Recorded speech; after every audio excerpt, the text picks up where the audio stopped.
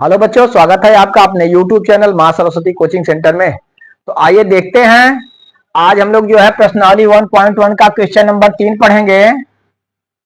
तो चलिए देखते हैं।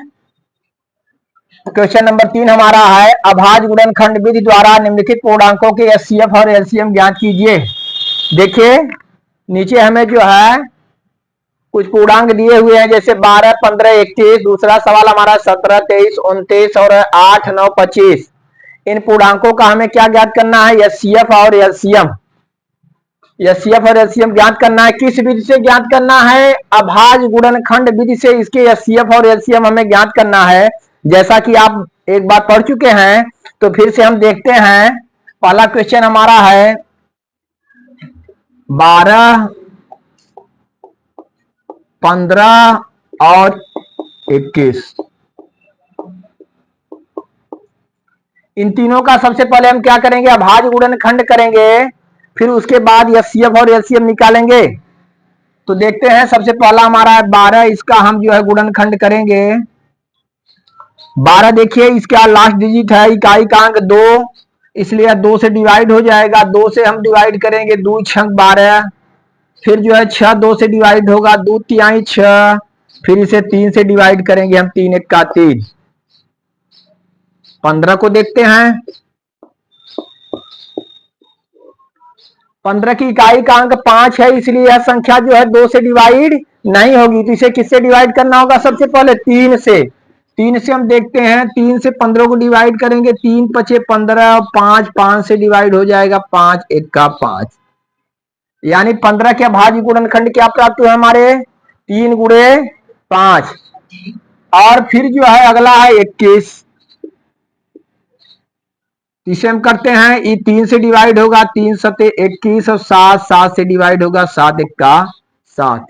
इस तरह से हम देखते हैं, जो भी हमें तीनों संख्याएं दी हुई हैं, तीनों संख्याओं का हम अभाज्य गुणनखंड कर लिए और बहुत ही सरल तरीके से। तो देखिए यहां पे हम लिखते हैं 12 बराबर हमारा क्या हुआ? 2 गुणे 2 गुणे 3। 12 के अभाज्य गुणनखंड 2 गुणे 2 गुणे 3। फिर 15 का हम देखते हैं। 15 का अभाज्य गुणनखंड हमें प्राप्त हुआ 3 गुणे 5। और 21 का देखते हैं। 21 बराबर 3 गुणे 7। तीनों का अभाज्य गुणनखंड हुआ। इसका हमें निकालना है एचसीएफ और एलसीएम। तो एचसीएफ के लिए देखेंगे आप लोग, हम एचसीएफ के लिए बता चुके कि इन तीनों में जो कॉमन हो, अर्थात तीनों में ऐसी संख्या लेंगे जो तीनों में जो है मिलती रहे, वही हमारा एचसीएफ होगा। यहाँ पे हम देख रहे हैं इसमें 2 है, लेकिन इन दोनों के गुणनखंड में जो है 2 नहीं है, तो 2 हमें नहीं लेना है। हम देख रहे हैं तीनों में हमारा 3 मिल रहा है। तीनों में अंक 3 जो है मिल रहा है, इसलिए इन तीनों का एचसीएफ 12, 15, 21 का एचसीएफ कितना हो गया?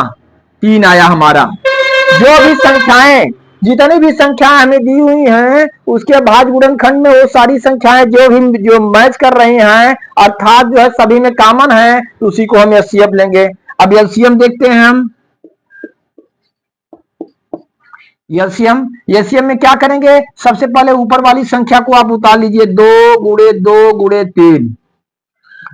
दूसरे वाले से मैच कराएंगे, आप मिलान कराएंगे। यहाँ पे देखिए जो संख्याएं नहीं है उसे भी आप ले लेंगे। यहाँ पे 3 एक ठो है, 3 हमारे पास एक ठो है, 3 को नहीं लेना है। 5 यहाँ पे है, 5 नहीं है, तो हम 5 को ले लिए, गुणे 5 कर दिए। अब फिर एक प्रक्रिया नीचे वाले जो है नीचे से करना है। यहाँ पे देखिए एक ठो 3 है हमारे पास, इसमें एक ठो 3 है, 3 को नहीं लेना है। यहाँ 7 है, 7 यहाँ पे नहीं है, तो हम 7 को ले लेते हैं, गुणे 7 कर देते हैं। सबका गुणा कर देंगे हम, इसका एलसीएम हमें क्या हो जाएगा? ज्ञात हो जाएगा। देखिए 2 दूना 4 तिहाई 12, 12 पंजे 60 और 60 में 7 से गुणा करेंगे, 7 शून्य शून्य, 7 छंग 42। अतः जो है हमारा इसका उत्तर कितना आया? 420। तो हम देखते हैं कि 12, 15, 21 जो भी संख्याएं दी हुई थी, उसका हमें अभाज्य गुणनखंड विधि द्वारा एचसीएफ और एलसीएम ज्ञात करना था। इसका अभाज्य गुणनखंड हम किए तो हमें प्राप्त हुआ 12 इक्वल टू 2 गुणे 2 गुणे 3, 15 इक्वल टू 3 गुणे 5 और 21 इक्वल टू 3 गुणे 7। तो हम एचसीएफ निकाले, हम देख रहे हैं तीनों में जो है मिल रहा है, इसलिए एचसीएफ हमारा 3 हुआ और एलसीएम हमारा कितना आ गया, ऊपर वाला जो 2 गुणे 3 उतार लिए, यहाँ पे 5 था, 5 यहाँ पे नहीं है तो 5 को ले लिए, इसमें 7 था, 7 नहीं, 7 को ले लिए, गुणा किए, 2 दूना 4 तिहाई 12 पंजे 60 और 60 गुणे 7 इक्वल टू होगा 420। इसका एचसीएफ आया 3 और एलसीएम कितना आया 420। इस तरह से यही हमारा आंसर हुआ। चलिए इसे आप लोग नोट करिए, फिर अगला क्वेश्चन हम बताते हैं। चलिए तो इसे इरेज करते हैं।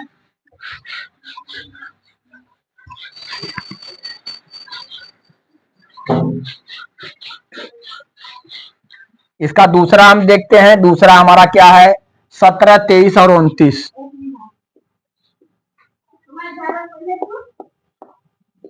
17, 23 और कितना है 29।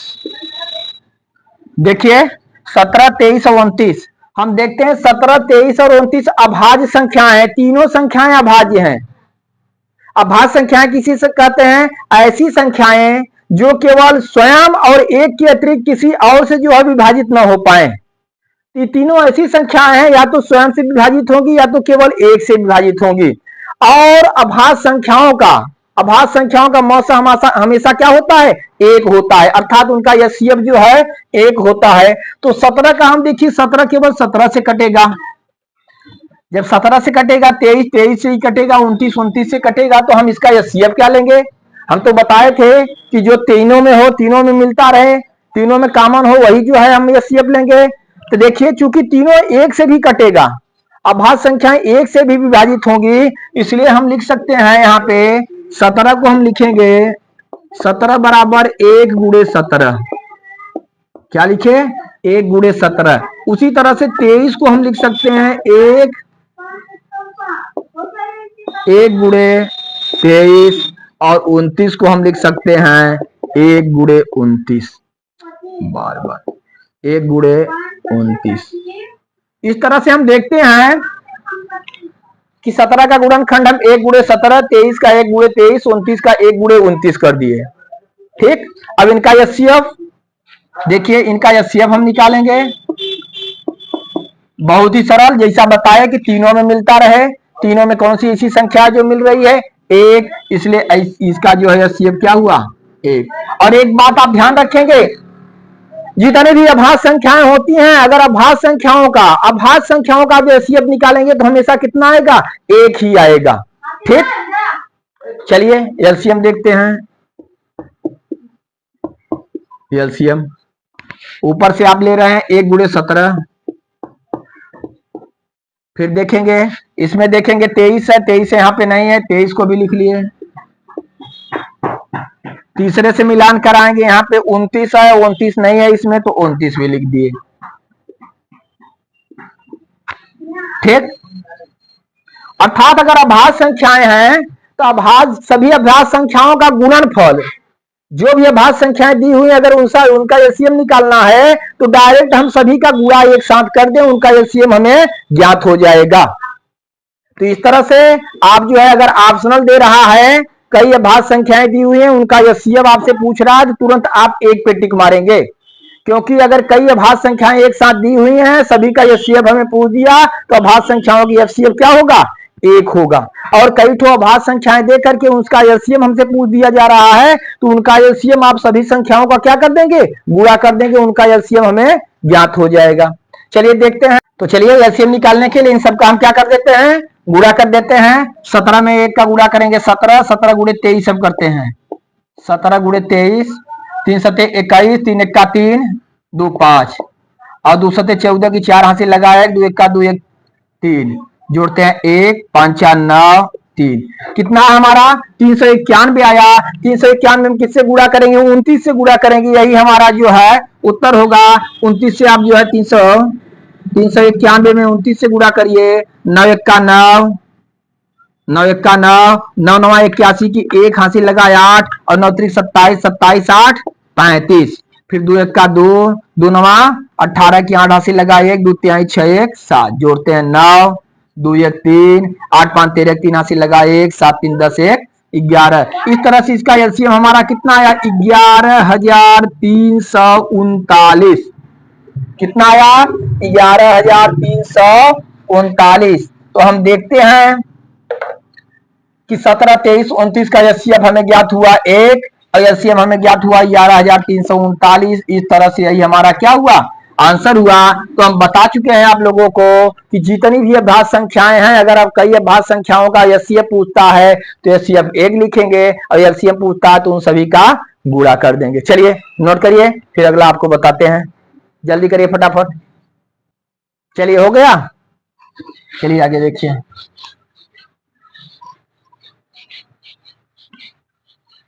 अगला देखते हैं तीसरा 8, 9, 25।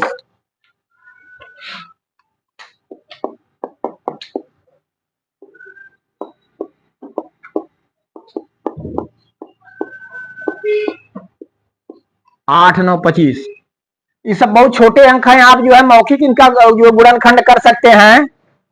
फिलहाल देखिए आपको हम दिखा दे रहे हैं। 8 को हम जो है कर सकते हैं, 2 से डिवाइड होगा, 2 चौके 8, फिर 4 2 से डिवाइड होगा, 2 दूना 4 और फिर इसे करेंगे 2 1 का 2, अर्थात 8 का फैक्टर हमके दिए 2 गुणे 2 गुणे 2।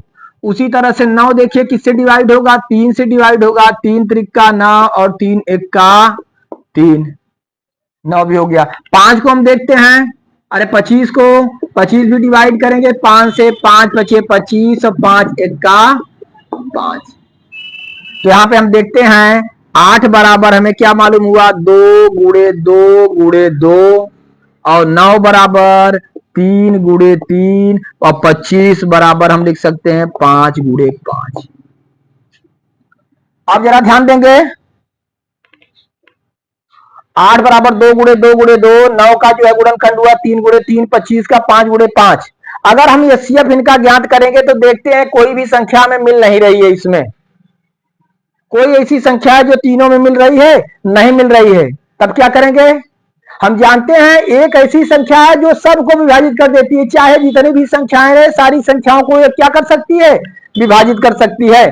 तो हम इसका गुणनखंड जो है 2 गुणे 2 गुणे 2 गुणे 1 भी लिख सकते हैं और इसमें भी 1 लिख सकते हैं, इसमें भी 1 लिख सकते हैं। देख रहे हैं आप लोग? अगर इस तरह से आपको उसमें नहीं मिल रहा है तो आप जो है उसके फिर लास्ट में गुणे 1 कर सकते हैं, क्योंकि 1 जो है सभी संख्याओं को विभाजित कर सकता है। अब हम एचसीएफ निकाल सकते हैं। एचसीएफ निकालेंगे, तीनों में क्या आपको मिल रहा है? 1, अर्थात कॉमन तीनों में 1 है। एचसीएफ हमारा क्या हो गया? 1 हो गया। एलसीएम देखते हैं। एलसीएम हम ऊपर उतार लेंगे, 2 गुणे 2 गुणे 2, ठीक। 2 गुणे 2 1 भी मान लीजिए, ले लीजिए 2 गुणे 2 गुणे 2 गुणे 1। इधर देखिए 3 गुणे 3, हमारे पास एक भी 3 नहीं, यहाँ 2 3 है, 3 लेने की जरूरत है, हम 2 3 और ले लेंगे। चलिए आगे देखिए, यहाँ पे 2 तो 5 है, हमारे पास एक भी 5 नहीं है, तो दोनों 5 हम ले लेंगे। क्या करेंगे? दोनों 5 ले लेंगे और सबका जो है हम गुणा कर देते हैं। यही गुणनफल हमारा क्या होगा? एलसीएम होगा। गुणा करिए, 2 दूना 4, 4 दूना 8, 1 का 8, 8 त्रिक 24, 24 तिया 72, ठीक। 72 में 5 से गुणा करिए, फिर 5 से गुणा करिए। तो आप 72 में 5 से गुणा करते हैं, देखिए 72 गुणे 5, 5 दूना 10 की 0, 5 से 35 36, अर्थात 72 में 5 से गुणा करने पर हमें क्या प्राप्त हुआ? 360 प्राप्त हुआ। फिर 360 में हम 5 से गुणा कर देते हैं, 5 शून्य 0, 5 6 30, 5 3 15, 3 18, यानी इसका हमें जो है कितना आ गया भाई? इसका एलसीएम 1800, 1800, ठीक। तो इस तरह से देखते हैं 8 9 25 का हमें एचसीएफ प्राप्त हुआ 1 और एलसीएम क्या प्राप्त हुआ? 1800। कितना प्राप्त हुआ? 1800। तो इस तरह से यही दोनों हमारा क्या हो जा रहा है? इसमें यही दोनों हमारा क्या हो जा रहा है? उत्तर हो जा रहा है। तो चलिए आप लोग इसे भी क्लियर करिए। इस तरह से देखते हैं तीसरा क्वेश्चन क्या हुआ? कंप्लीट हुआ, ठीक। नोट करिए, फिर चौथा क्वेश्चन की तरफ हम लोग चलते हैं। तो आइए देखते हैं हम क्वेश्चन नंबर 4। क्वेश्चन नंबर हमारा 4 क्या है? हम देखते हैं एचसीएफ 306 657 बराबर 9 दिया है, यानी दो संख्याओं का हमें एचसीएफ दिया है। किसका किसका? 306 और 657 का हमें एचसीएफ दे दिया है 9, और हमसे क्या पूछा जा रहा है कि एलसीएम 306 और 657 का ज्ञात कीजिए, अर्थात 306 और 657 का हमें एलसीएम ज्ञात करना है। देखिए अभी तक हम क्या किए, अभाज्य गुणनखंड विधि द्वारा हमसे कहा था और हम जो है दो या दो से अधिक संख्याओं का एचसीएफ एलसीएम ज्ञात किए। तो हमें इसमें जो है अभाज्य गुणनखंड करके इसका जो है हमें एलसीएम नहीं ज्ञात करना है, हमें इसमें जो है इसका हेल्प लेना है, एचसीएफ का भी हेल्प लेना है। हम जो है डायरेक्ट जो है अभाज्य गुणनखंड करके जो है वैसे नहीं निकालेंगे, वैसे भी निकल सकता है एलसीएम, लेकिन उस तरह से एलसीएम हम नहीं ज्ञात करेंगे, इसमें हमें जो है एचसीएफ की हेल्प लेना पड़ेगा। तो जैसा कि आप लोगों को हम फार्मूला बता चुके हैं, एचसीएफ गुणे एलसीएम बराबर पहली संख्या गुणे दूसरी संख्या। फार्मूला आप जानते हैं, बताए हैं हम आप लोगों को, एचसीएफ गुणे एलसीएम बराबर पहली संख्या यानी first number into second number. HCF गुणे एलसीएम बराबर first number into second number, अर्थात एचसीएफ गुणे एलसीएम बराबर पहली संख्या गुणे दूसरी संख्या। यहाँ पे हम देखते हैं एचसीएफ मालूम है, हमें एलसीएम ज्ञात करना है, पहली संख्या मालूम है और दूसरी संख्या भी मालूम है। चलिए तो हम कैसे हल करते हैं।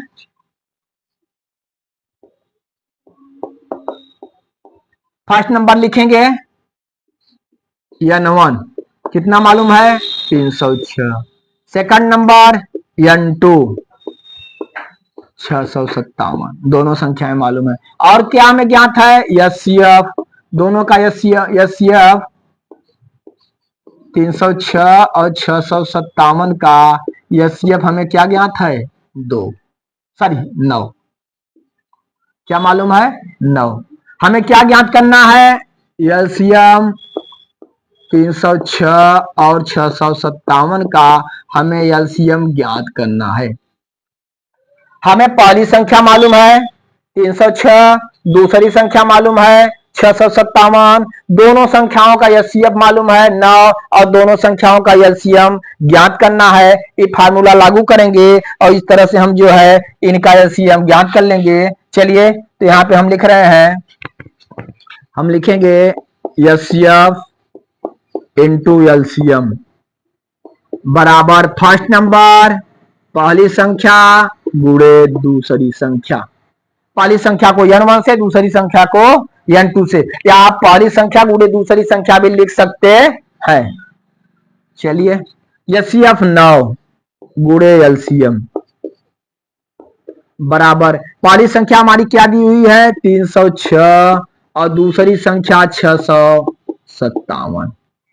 एलसीएम देखिए बराबर 306 गुणे 657 बटे एचसीएफ अर्थात 9।